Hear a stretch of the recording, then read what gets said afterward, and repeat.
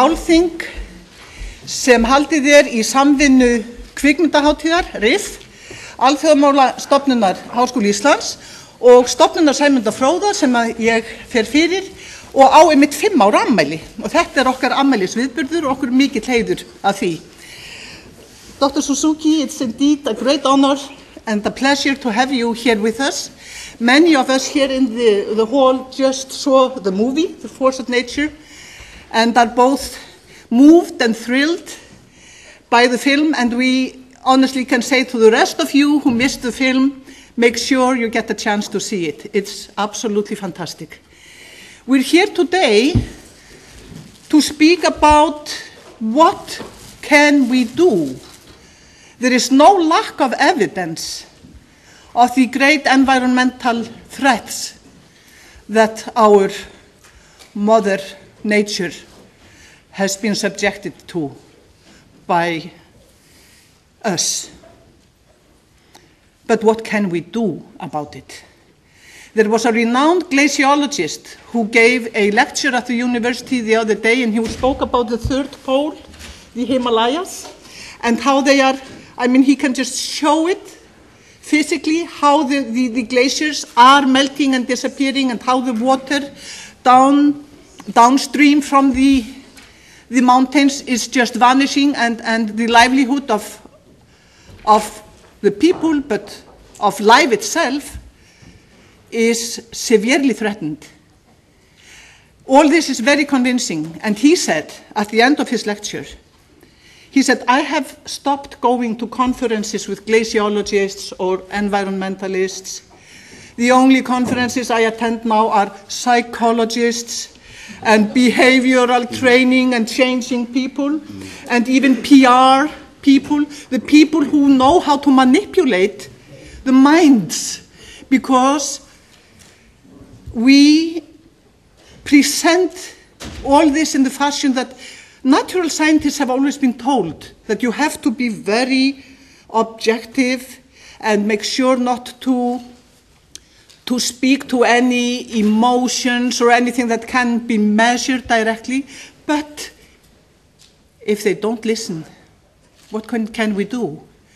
And therefore, it's so important for us to hear what you have to say, because you are experienced in both fields. With your lifetime experience as a scientist, and then another life, or maybe a part of the same, as a mediator, as someone who speaks to the general public via television. We're very interested and eager to hear what you have to tell us about the context in which we have to present these pressing issues. And thank you so much for coming and being here with us today. Dr. Suzuki. Thank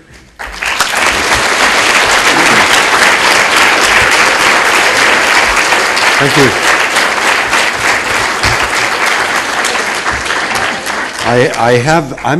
I don't know if it was in this room or not that I gave the telepresence lecture. It seems, was it in this room? No, it was in a different one.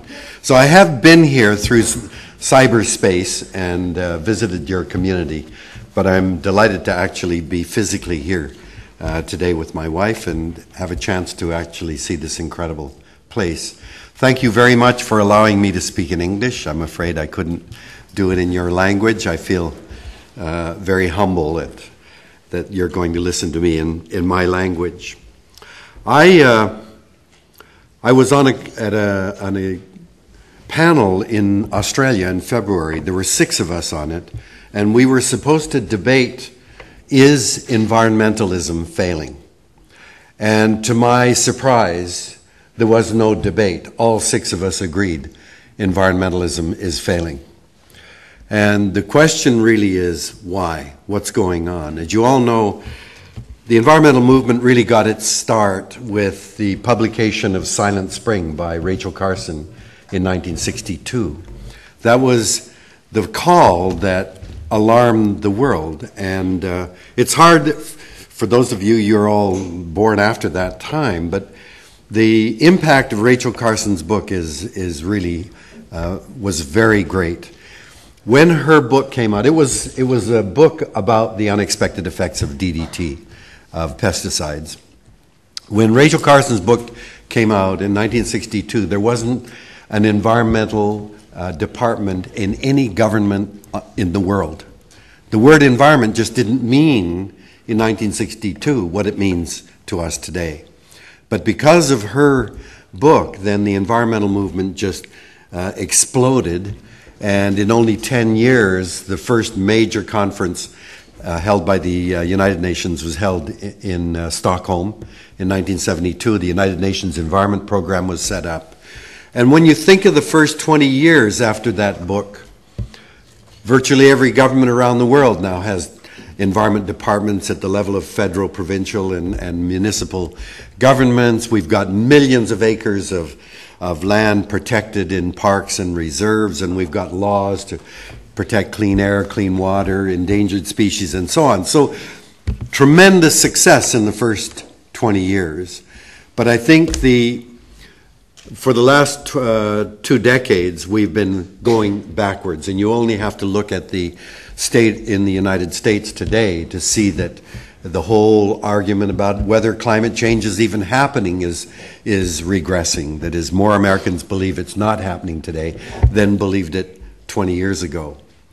And the question is, what's going on? I agree with the late Hermann Scheer, who was a friend of mine in Germany, member of parliament who was the father of the feed-in tariff, the program in which Germany got its big start in renewable energy. And Hermann said, the obstacles to doing something are not political, they are not economic, they are not technological, they are perceptual. And so what Gudrun said about the fact that climatologists now look to psychologists and so on, I think is right on. And I'd like to just address that whole problem of the perceptual difficulties or blockages to our ability to do anything. You see, I believe that the way we act reflects the way we see our place in the world. And right now, we've got our perception in the wrong place. Human beings have become, in a very short period of time, have become a geological force. As I said in the film, we are now altering the physical, chemical, and biological features of the planet as no other species has ever done in 4 billion years of life on Earth. Indeed, the Nobel Prize winner Paul Crutzen has said this particular moment in time should be called the Anthropocene Epoch. You know, we designate different epochs in Earth's time according to geological events. They're the Eocene, the Miocene, the Holocene, and so on. This should be the Anthropocene Epoch, the time when the human species has become an incredible force on this planet. And I was just at a conference of Google. Google Earth now allows you to see the world in which it is undeniable that humans have become such a powerful force to alter the very properties of the planet itself. We are now so powerful as a species that we are undermining the very things that keep us alive: the air, the water, the soil, and the diverse species that exist on the planet. And it's ironic that we're doing this at the very time when our ability to analyze the situation in the world and to look ahead was never greater. We now have scientists, we have supercomputers, we have engineers and telecommunication. We have the ability now to see the consequences of what our activities are. And I believe, as I said in the film, that our great advantage over the other species on the planet has been foresight. We're the only animal on the planet that has this sense of a future as we do. We invented the idea of a future. The only there's no such thing as a future except in the human brain. I mean, we know that there's now in our memories of the past. But human beings invented the idea of a future. And because we invented a future, we could marshal all of our experience, our observations, our insights, and look ahead as to where we are going into that future. And with foresight, we could deliberately take action to avoid danger and exploit opportunity. I believe that was the great advantage that got human beings out of Africa, spreading around the planet. And yet today we have all of the increased foresight of scientists and computers, and now we are turning our backs on the very strategy that got our species to this point now. So the question is, why? Why are we turning our backs on that great advantage of foresight? I believe that until very, very recently, human beings throughout time understood that we were deeply embedded in nature and dependent on nature for our very health and survival. Indeed, even today, you go to Aboriginal communities around the world, they refer to the earth as our mother. They speak of the generosity of our relatives, the other plants and animals that inhabit the planet with us. They speak of the four sacred elements, earth, air, fire, and water. People have always known that we were deeply embedded in nature and utterly dependent on it. Even in 1900, when there were now 1.5 billion people in the world, there were only 14 cities with more than 1 million people. London was the largest with 6.5 million people. The vast majority, Tokyo was the 7th largest city in 1900 with 1.5 million people. The vast majority of people around the world lived in rural village communities because most people were involved in some aspect of agriculture. We were a farming species. And farmers understand very well that we are dependent on nature. They know the importance of the seasons. In Canada, farmers know that the amount of snow we get in the winter is directly related to how much moisture is in the soil in the summer. Farmers know that the weather and climate are a fundamental aspect that shape our lives. Farmers know that insects are vital to pollinating flowering plants or to control other pests. They know that certain species of plants take nitrogen from the air and fix it as fertilizer in the soil. Farmers understand that we are deeply dependent on nature. In only 100 years, we have been radically transformed. By the year 2000, there were now 4 times as many people, 6 billion human beings. But now there are more than 400 cities with more than 1 million people. Tokyo is the largest city in the year 2000. Tokyo is the largest city in the world, 26 million people. Can you imagine? If you've ever been to Tokyo, you know human beings shouldn't live like that. We are now, the vast majority in countries like Canada, the United States, Australia, the vast majority of us live in big cities. So we have in 100 years been transformed from a farming animal to a big city dweller. And in a big city, one's perspective changes. We now live in a human-created environment where you have the illusion that we're different from the rest of nature. We're so smart, we create our own habitat. And as long as we have a few parks to go out and camp and play in, who needs nature? So I have a friend in Toronto, the largest city in Canada. I think Greater Toronto is about 5 million people. He lives on the north end of Toronto in a high-rise apartment, completely air-conditioned. He goes down the elevator in the morning into his air-conditioned car and drives the car down the freeway into the central part of Toronto, into an air-conditioned building.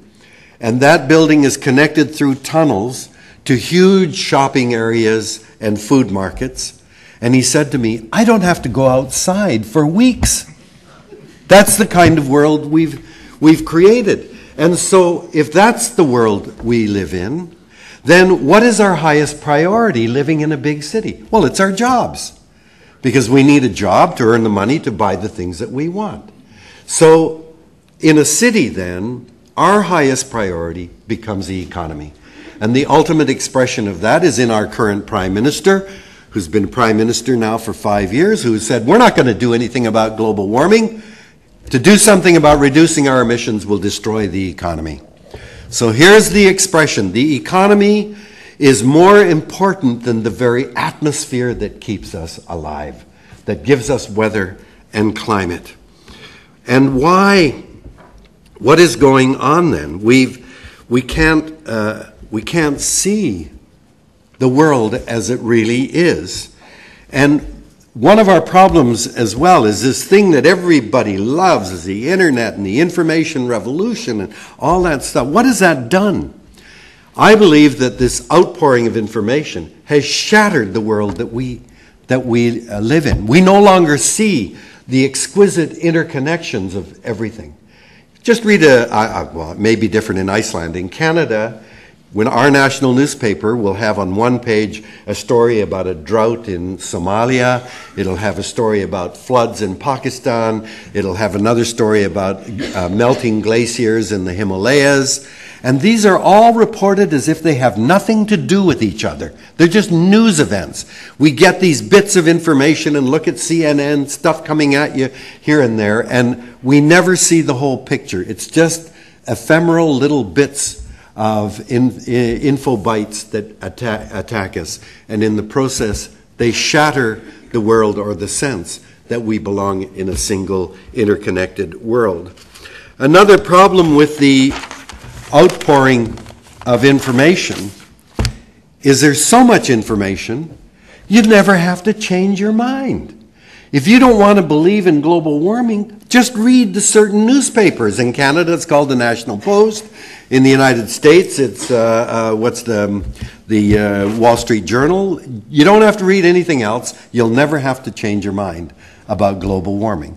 If you want to believe that God created the earth in 7 days, just go to the websites. There are dozens of websites about what do they call it?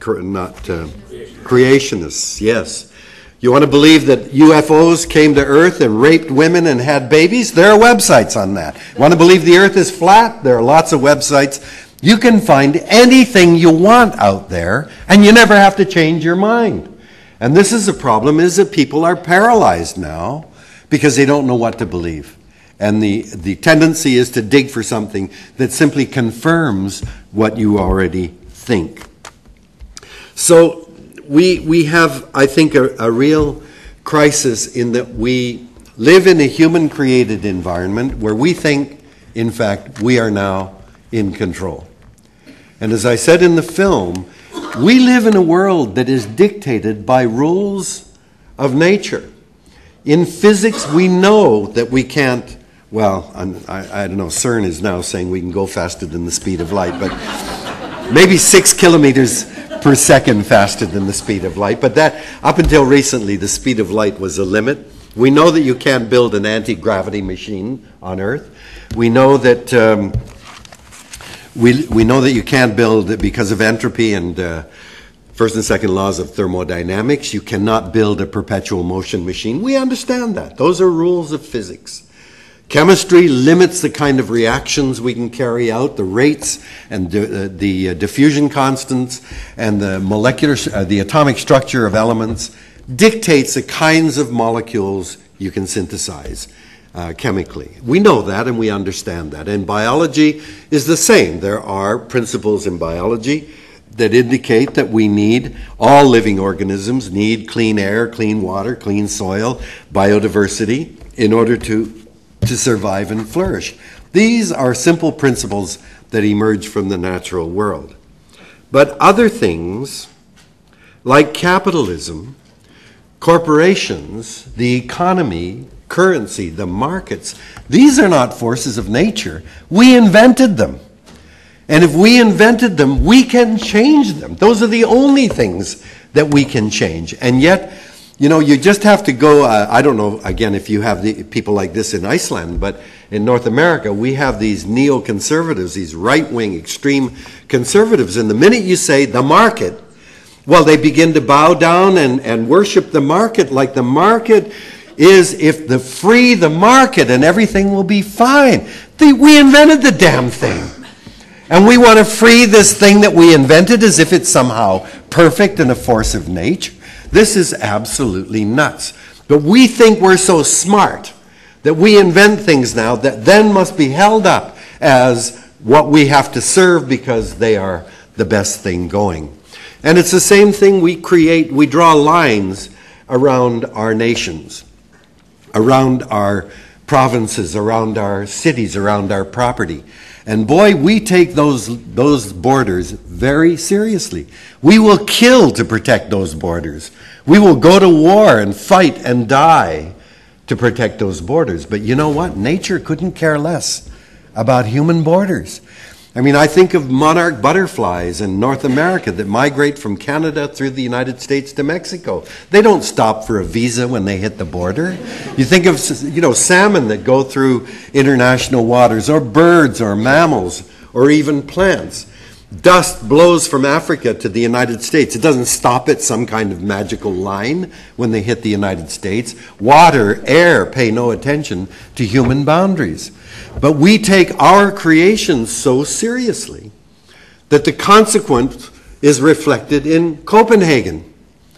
192 nations gathered in Copenhagen to debate the future of the atmosphere that belongs to no one, to decide on what we're going to do with the atmosphere through the lenses of 192 national boundaries, through the lenses or the priorities of 192 economic systems. And we think we're now going to force nature to fit human priorities of the economy and politics. It's absolutely ludicrous. It's absolutely predictable that Copenhagen will fail, and any of these other mechanisms, because we elevate ourselves and our creations above the rest of nature. And this, I think, is a crisis that we have to come to understand, that we are a part of and utterly dependent on a much bigger system. So we have a clash, I believe, between two basic perceptions of the way the world is. There's one that we call anthropocentric,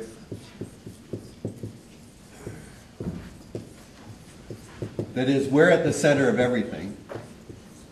And there's one that's called biocentric,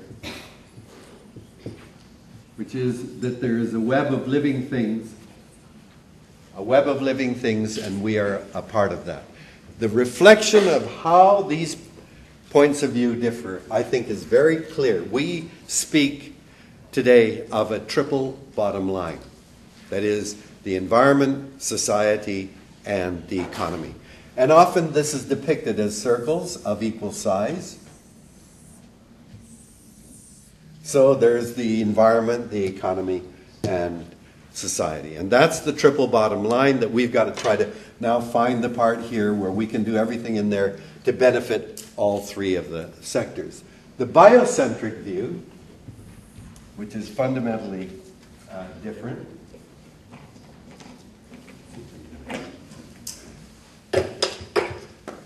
is, at least this is the way I depict it, there's one big circle, and that's the biosphere.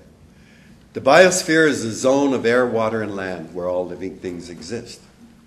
And within the biosphere are 30 million little circles. And those are the 30 million species that exist on the planet. Unfortunately, what's happened is that there is one great big one, and that's us, Homo sapiens. We are now occupying 40% of that space. That is, we have now co-opted over 40% of what is called the net primary productivity of the planet. That's all of the photosynthetic activity that gives us our energy from the sun. Humans have now taken over 40% of it. If we double our economies or our populations in coming years, are we going to take over 80% of it? Because as we co-opt more and more of the net primary productivity of the biosphere, we drive hundreds of thousands of other species out of existence. within those 30 million species, and within the human one, the economy should be something like that. But as you know, what's happened now is the economy has just become absolutely bloated and is taking over our species. So this is the challenge, is to me, the biocentric view is the real world that we live in. The anthropocentric view says we've created the planet, we're in charge, and we're now going to manage our way into the future.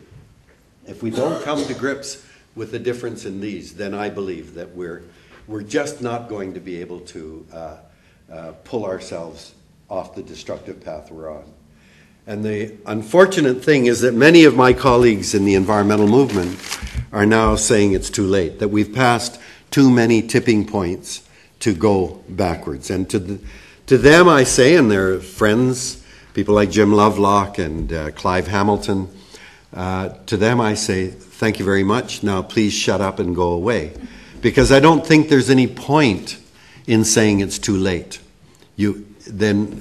That one always has to operate on the hope. And my hope is, I understand I'm enough of a scientist to see where all the curves are going, and it is very, very late. But my hope is that we don't know enough about how the world works to say it's too late. And let me just end with a story that increases my hope. The largest run of sockeye salmon, there are 5 species of salmon in North America, is in the Fraser River in Canada, in British Columbia.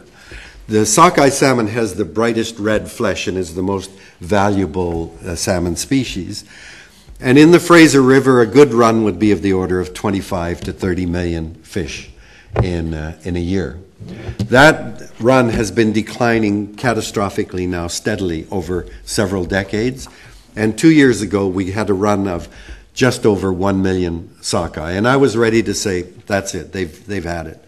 There are just not enough salmon coming back. The next year, we got the biggest run of sockeye salmon in 100 years. Nobody has a clue what's going on. But nature shocked us. And I hope that nature will be as forgiving if we can give her room, give her a chance, that there will be many surprises and some of them good.